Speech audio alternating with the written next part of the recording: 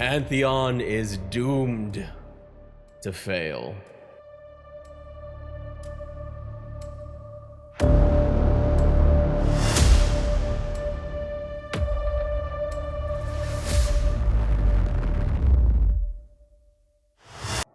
mean, not really. But I had to get your attention somehow, right? This is YouTube after all. But what I actually wanted to do was create a two-part series on my concerns about Pantheon as they go into early access, and my hopes about Pantheon as they go into early access. We'll start with the concerns because they're the most immediate. We have to start with the most obvious one, time. When I say my concerns are time though, it's probably not what you're thinking. Yes, Pantheon has a laundry list of things they need to get done before the mystical December date of early access. Yes, deadlines in gaming are scary as hell because things can and will go wrong, so the more things you pile on top of those deadlines that you want to get done, well, the more likely something will inevitably go wrong. But my concerns are less about will they get these things done, and more about how. How will they get these things done? One of the biggest problems to me when it comes to gaming and deadlines has always been the fabled game dev crunch, a terminology so ubiquitous it has its own freaking Wikipedia page. Basically, it's the mandatory overtime period where companies big and small go all in to get things done before a deadline. We heard about it ad nauseum with Cyberpunk 2077 and how disastrously that went for months of it. And of course, Mark Dara, formerly of BioWare, called it shit process. And it really is.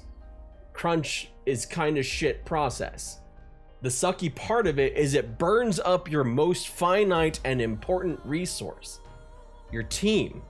And when you have a small team like VR's, that resource is even more finite, and it just generally worries me.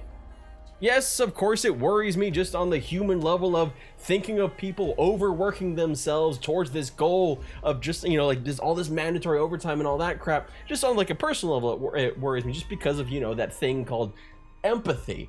But that's probably not why you're here. You don't want to hear me opine about that. Instead, you're probably more worried about what I would also be worried about. Because when you think of dev crunch, and again, I don't want to say that this is what VR is doing because I don't freaking know. But if they're going that way, if they're pushing too hard to get this big list done by early access, there's one major problem here between this and, say, a Cyberpunk 2077. Early access isn't launch. There's no end here. This isn't the last, the last spurt, the last bit of the finish line. Early access isn't an end. Early access is a beginning. So the idea that you would be crunching towards this end is alarming because the expectation is going to be you continue it. The expectation is going to be that you keep making content, that you keep pushing out patches, that you keep doing things over and over again, not in March or April or May of 2025, in February, in January.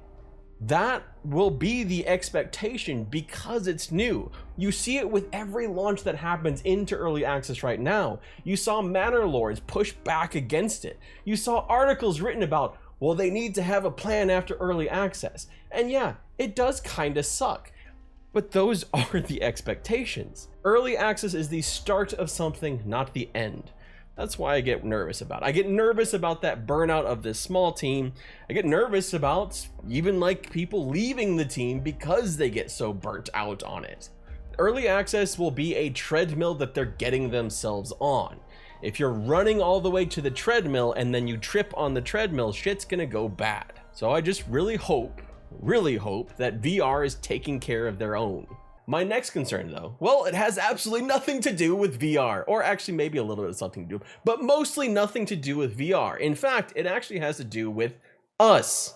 Because depending on who you ask right now, the sky is already falling for Pantheon Rise of the Fallen. It is a game that is on its last legs, and it's the very end of it, and this is just like they're trying desperately to claw some kind of money from this cash grab that took 10 years after a failed Kickstarter, and has been constantly trying to make a game, pulling the strings together for a game with a small team with not much money at all. There's a lot easier ways to make money than this game dev. I mean, honestly, just take a look at this YouTube channel. Like this alone is a lot easier. Trust me on that one. But if it's not a scam, then other people have resounding concerns around the terminology being used. Early access.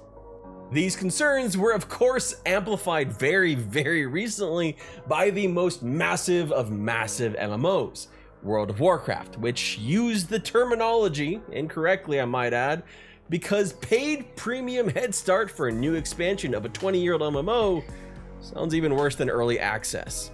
The worries about this, though, are valid. It doesn't matter that early access has been defined outside of the MMO space by the largest purveyor of video games in Steam since 2013.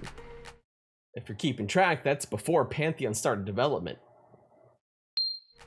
People can and will get this terminology confused.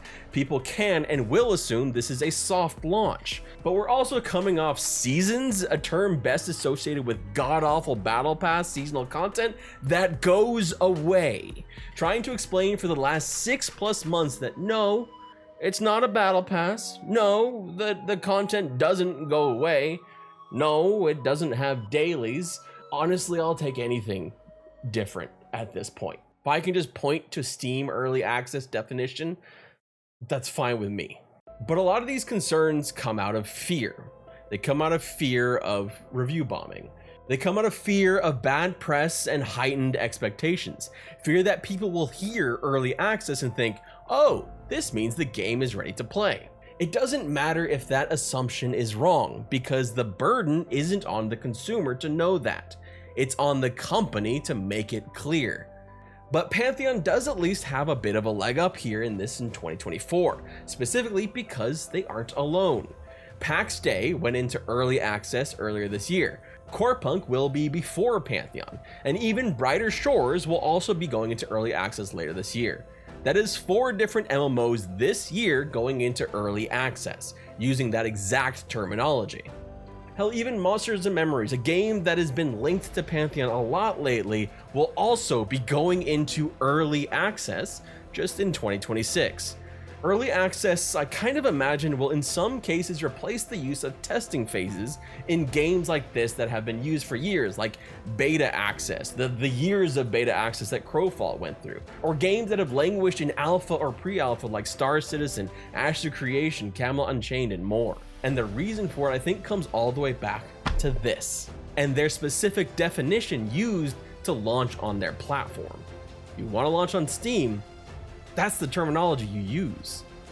That is why I think it is so incredibly essential that Pantheon add a splash screen that you have to acknowledge once in-game, starting with what early access is. If they don't do this, it could lead to much more negative reviews. This concern could become even more valid than it already is if Pantheon isn't on the ball with this. And one thing they absolutely cannot do, one thing they must not do in any way, shape, or form is what Palia did. If you're unfamiliar, Palia launched on Steam. It did not launch on Steam as an early access title. It is, however, not a 1.0 game. It's not even close to a 1.0 game. The game is in early access, but blatantly lying on Steam. Pantheon can't do this. They just can't. I mean, me personally, if they did some shit like that, I would be extremely upset, extremely frustrated, because that is blatant lying to your customers. And that's a fucked up thing to do. So don't do that.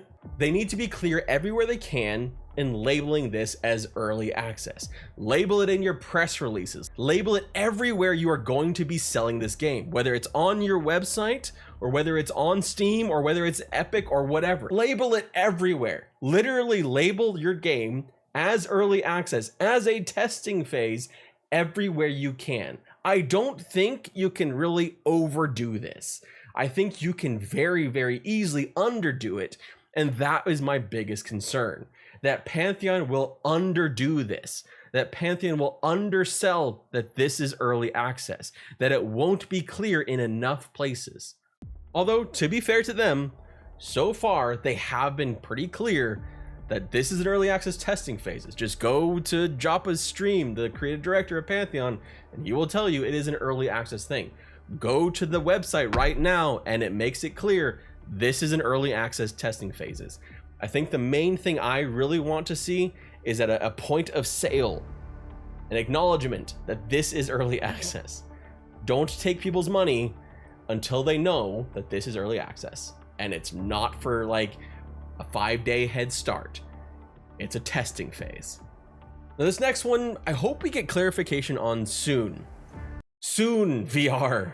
And it's one of my biggest frustrations with VR since the announcement. I'm of the mind that they should have had a very clear idea on monetization in place before announcing early access. Announcing it early lets people know you have a plan. Announcing it early lets people make decisions on current pledges versus waiting. It increases transparency and it dispels potential concerns. All things that didn't happen. In a vacuum, you leave open all options. In a vacuum, you give people the space to suggest the game is going pay to win, and that the game is running out of money, or whatever the hell people can come up with to an extent. And to an extent, I don't blame them at all for coming up with it. VR created that vacuum by not saying anything. So I think that they're left with really one way that they can monetize that would piss off the least amount of people. An early access Founders Pack box price that includes a purchase copy of the game at launch, maybe starting at $30, $40, or $50, with some cosmetics on the higher packages. But the key points there are including a post-launch copy of the game and a low barrier to entry, and no subscription. VR can learn from the missteps of other games recently, from PAX Day to Ash the Creation. No matter what they do, they will still get pushback, but they can at least be smart, and to be smart is to not be aggressive, and instead offer good value to your incoming early access players. In the end, I have high hopes for Pantheon's early access when all is said and done. Pantheon is above all else a passion project. It was born out of passion and it's sustained by passion. The devs working on this game could probably find more stable conditions elsewhere. The players hoping for this game could probably find more prompt entertainment in other online worlds. It's one of those games that's never seemed properly funded, from failed Kickstarter to continued struggles to maintain a full team, making an MMO on a fraction of a budget of a large studio. It's a game that I think would have been canceled many times over if it was being published by some publisher with big pockets and bigger pressure from investors that actually probably know less about game dev than even I do. So that's why I also have high hopes for Pantheon. And it was something you can see in this video right here.